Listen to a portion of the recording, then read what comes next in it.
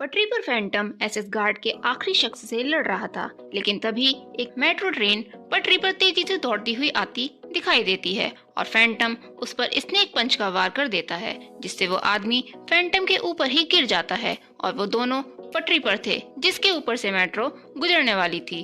और हुआ भी कुछ ऐसा ही, ट्रेन वहां से गुजर चुकी थी। ये पूरा दृश्य बिनोय काफी दूर से एक सेफ जगह पर खड़ा देख रहा था और उसकी आंखों में डर साफ साफ देखा जा सकता था। वो पूरे पसीने में लथपथ हो गया था। ट्रेन के गुजर जाने के थोड़ी देर बाद वो एक गहरी राहत की सांस लेता है, क्योंकि उसने देख लिया था कि फैंटम सेफ था। वक्त रहते वो पटरी से हट गया था और पटरी के साइड में ही लेट गया था, इसलिए अब वो पूरी तरह सुरक्षित था। वहीं उससे कई मीलों दूर एक नाटे कद का आदमी, जिसकी उम्र लगभग 48 से 50 वर्ष के बीच होगी, एक आलीशान हवेली में एक अटैची लेकर उसके अंदर जा रहा था। उसका नाम था उमेश जैन। वो एक बड़ा सा दरवाजा खोलकर एक ऑफिस के कमरे में दाखिल होता है, जहां उसका बॉस कुछ लोगों के साथ वीडियो कॉन्फ्रेंस में व्यस्त था, जिसमें साइमन कंपनी में लगी आग, वहां के हालात, वहां के वर्कर्स और वहां हो रहे प्रोटेस्ट के बारे में बात चल रही थी।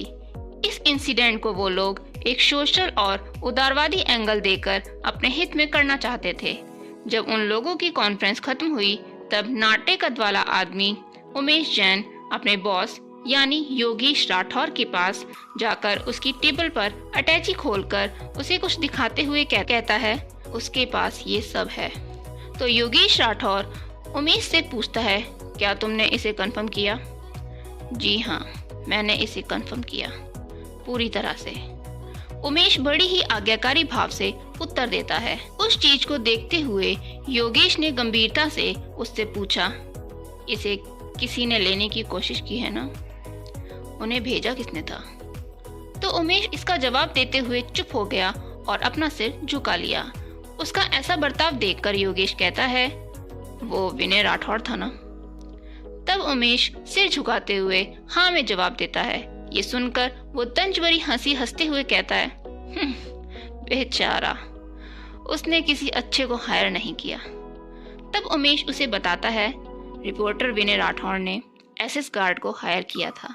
वो बिजनेस में बहुत अच्छे हैं, उनके पास बहुत सारे एम्प्लॉइज और डोमिनेंट इक्विपमेंट्स हैं।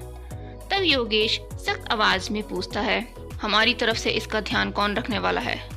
तब उमेश बताता है, उसका कोड नेम फैंटम है और वो अकेले काम करने के लिए ही मशहूर है। उसने कभी अपनी पहचान नहीं बताई, लेकिन कभी उसने अपने क्लाइंट्स के बारे में भी नहीं पूछा। बस इसके कोड नेम के बारे में ही पता चला और कुछ नहीं। वहीं इधर फैंटम बिनोय के साथ एक बहुत ऊंची इमारत पर एक कमरे की बालकनी में खड़ा होकर अपने ईयरफोन पर हाथ रखते हुए पूछता है, मेरी आवाज आ रही है? चीज कंफर्म हुई या नहीं? फिर वो बिनोय की तरफ देखते हुए कहता है, मैं वो चीज लूंगा, तब तुम कंफर्म करना। तभी उसकी बात को काटते हुए बिनोय सहमी हुई आवाज में कहता है, माफी चाहूंगा, वो मैंने जो पूछा था। उसकी बात सुनकर कुछ याद करते हुए फैंटम कहता है, हाँ, अच्छा सुनो, क्लाइंट ने मेरे सामने एक कंडीशन रखी है। उन्हें जल्द से जल्द ये देश छोड़कर यूएस जाना है और उन्हें गारंटी चाहिए कि मैं उन्हें फ्लाइट तक सेफली पहुंचाऊं। उन्होंने कहा है फ्लाइट तक पहुंचते ही वो चीज मुझे दे देंगे। ये सुनकर विनोय हाँ में सिर हिलाते हुए लाचारी भरी आवाज में अपना कोई मैसेज डिलीवर करने के लिए कहता है। तो उसकी बात सुनकर फैंटम सख्त आवाज में उससे कहता है, ये हमारी पॉलिसी के बाहर है, हम अपने क्लाइंट्स की पहचान बाहर नहीं करते। तब विनोय रोने लगता है और रोते रोते कहता है, प्लीज मेरी जान खतरे में है, वो मुझे मार देंगे, मेरी जिम्मेदारी कौन लेगा? तब उसकी बात पर हंसते हुए फैंटम उससे पूछता है, तुमसे एक बात कहूं? दरअसल तुम ना हर चीज पर कुछ ज्यादा ही रिएक्ट करते हो। लेकिन फिर भी विनय रोता रहता है और रोते हुए बड़बड़ाता है, मुझे मार दिया जाएगा, नहीं तो यहाँ से बहुत दूर कर दिया जाएगा, मेरी जिंदगी खतरे में है। वहीं इससे दूर एक न्यूज स्टूडियो में एक सुंदर लड़की जिसने व्हाइट शर्ट और ब्लैक शॉर्ट फिटेड स्कर्ट पहन रखी थी, उसके बाल खुले हुए थे और कंधों तक लंबे थे, जो दिखने में बिल्कुल ही कॉन्फिडेंट एंड प्रोफेशनल दिख रही थी। अपने हाथ में एक कागज ले जाते हुए एक कमरे के गेट के आगे रुकी और अपने आप को शांत कराते हुए एक गहरी सांस लेते हुए अपने आप से ही बोली, अब हम इसे छोड़ रहे हैं और बाकी सब हैंड ओवर कर रहे हैं, ओके? इतना कहकर वो दरवाजे की ओर मुड़ती है और एक हल्की सी मुस्कान के साथ कमरे में दाखिल हो जाती है। उस कमरे में विनय राठौर अपनी कपड़े चेंज कर रहा था। उसे देखकर वो मुस्कुराते हुए उससे कहता है, 10 सेकेंड, बस 10 सेकेंड पहले आना था, मैंने कपड़े नहीं पहने थे। तब वो एक नकली सी हंसी हंसते हुए बोलती है, विनय।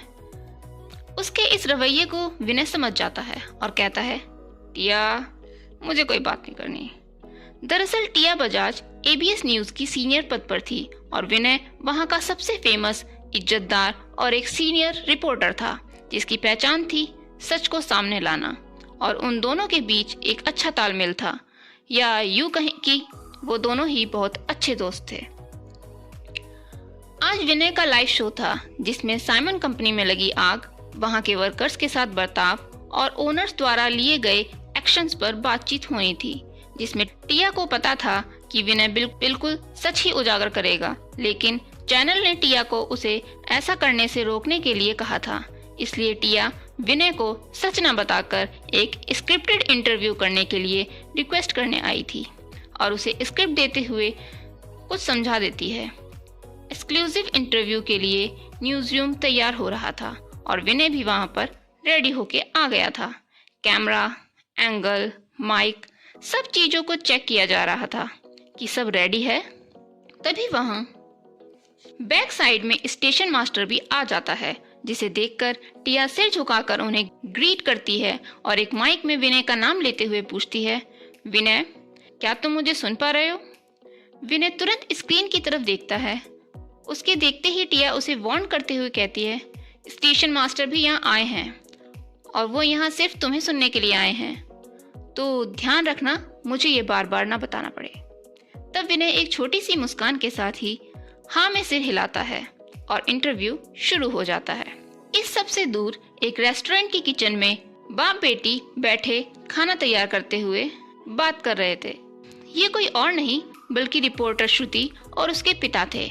ये वही श्रुति थी जो सनी शेखावत की गाड़ी के पीछे छुपकर फैंटम के बारे में बातें सुन रही थी और बाद में फैंटम का पोस्टर भी गाड़ी से चुरा लाई थी। और यही सब बातें वो अपने पिता को बता रही थी और कह रही थी कि वो फैंटम से मिलना चाहती है। वो एक बहुत शातिर और फेमस नाइट मैसेंजर है। उसकी बातों को काटते हुए उसके पिता उसे याद दिलाते हैं, 7 बज चुके हैं।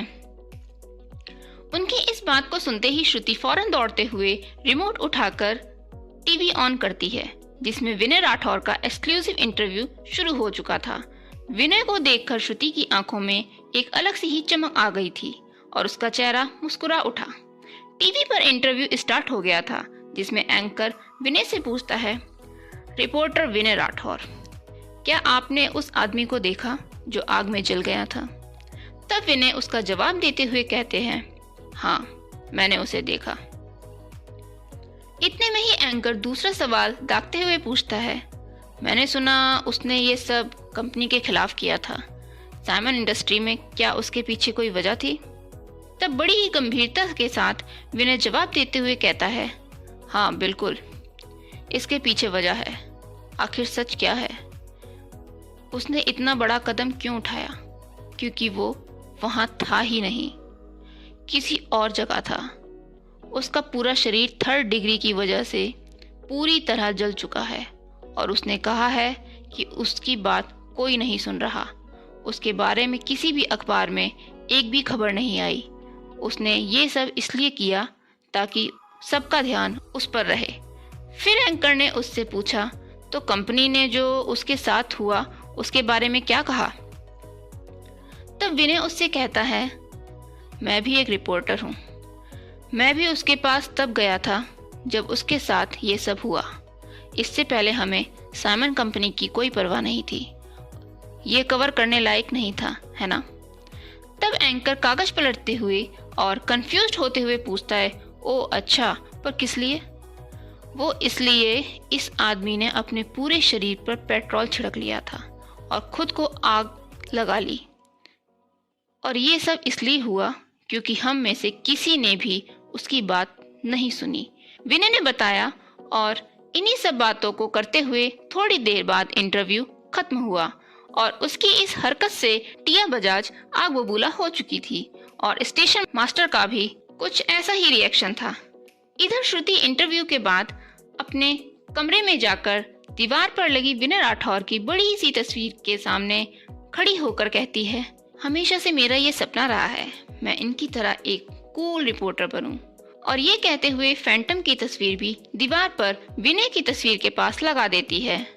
उसके पूरे कमरे में तरह तरह के लोगों की तस्वीरें, आर्टिकल, उसके बचपन की फोटो, उसकी मम्मी पापा, कॉलेज, स्कूल, सबकी बहुत सारी तस्वीरें लगी हुई थीं, जहां फैंटम की तस्वीर ने भी अपनी जगह बना ली थी। और अपनी बात को आगे बढ़ाते हुए कहती है कि मैं भी विनय राठौर की तरह ही एक कूल रिपोर्टर बनना चाहती हूँ, लेकिन मुझे अपनी स्किल्स पर काम करना था, इसलिए मैं तरह तरह के कॉलेज गई। मेरे पापा बहुत ऑनेस्ट हैं, इसलिए मैंने विदेशी पढ़ाई का तो सोचना ही छोड़ दिया था। मैं टेस्ट देने में अच्छी नहीं थी, इसलिए अखबार और टेलीविज़न में हमेशा फेल हो जाती थी, पर उसके बावजूद मुझे अपने काम और जुनून दोनों पर भरोसा है, तो किसी भी समय मैं अपने सपने पूरे कर सकती हूँ। और वो सपना है एक रिपोर्टर बनना, जिसे पूरी दुनिया जानती हो। फिर हताश होते हुए कहती है, लेकिन फिलहाल कोशिश करती हूँ तो फेल हो जाती हूँ। फिर हिम्मत भरते हुए बोलती है, कोई बात नहीं, देखा जाएगा। उसी समय शहर के किसी कोने में एक सुंदर सी दुबली पतली औरत, जिसकी उम्र लगभग 45 वर्ष होगी, व्हील चेयर पर बैठी एक तस्वीर को देख रही थी, जिसमें 5 लोग थे, 4 लड़के और उनके बीच एक लड़की, जिसे देखकर वो सिर्फ मुस्कुरा रही थी, जैसे अतीत की यादों में खो गई हो। फिर थोड़ी देर बाद एक बड़ी सी मुस्कान देकर वो तस्वीर को अपने पैरों के ऊपर रखकर अपनी व्हीलचेयर को घुमाते हुए कमरे से बाहर दूसरे कमरे की ओर जाने लगती है। तभी रास्ते में उसे एक मेड दिखाई देती है। उसे रोककर वो बड़ी ही पोलाइट आवाज में कहती है, सुनो, ओवन में जो चिकन है वो हो गया होगा, तुम उसे प्लेट्स में लगाकर रख दो। तभी वो एक पल के लिए कुछ सोचती है और फिर कहती है, रहने दो, मैं खुद कर लूंगी, तुम बस बाहर निकाल कर रख दो। तब मेड हाँ में जवाब देकर काम करने चली जाती है और ये औरत एक कमरे के अंदर आती है। जिस कमरे में वो आती है वो किसी छोटी बच्ची का कमरा लग रहा था। सब जगह पिंक ही पिंक, पिंक कलर का बेड, पिंक कलर की कर्टेन्स, एक छोटा सा बेबी हाउस, टेडी बियर्स और कई चीजें जो बच्चों को पसंद होती हैं।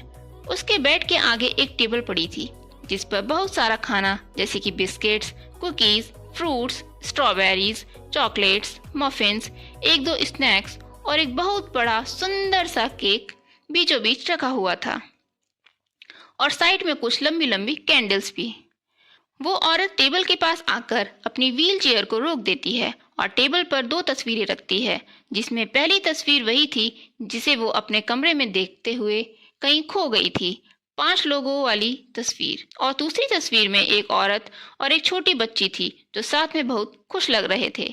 दोनों तस्वीरों को टेबल पर रखने के बाद वो उनके पास फूलों का एक छोटा सा बुके भी रखती है। तभी उसके कान में एक आवाज पड़ती है, वैसे तुमने ये सब कब बनाया? बहुत अच्छा है ये। इतना सुनते ही वो बोलने वाले की तरफ देखती है। वो कोई और नहीं, योगेश राठौर था, जो कि मुस्कुराते हुए उस औरत से बात कर रहा था। आखिर कौन है ये औरत और क्या रिश्ता है इसका योगेश राठौर से, और किसके लिए की जा रही हैं इतनी सारी तैयारियां? क्या राज है इस तस्वीर का जिसे देखकर वो बार बार कहीं खो सी जाती है? और क्या फैंटम बिनॉय को सही सलामत एयरपोर्ट छोड़ पाएगा? आपको क्या लगता है? हमें कमेंट बॉक्स में जरूर बताएं और आगे की कहानी को जानने के लिए बने रहिए अपनी पसंदीदा कहानी नाइट फैंटम के साथ।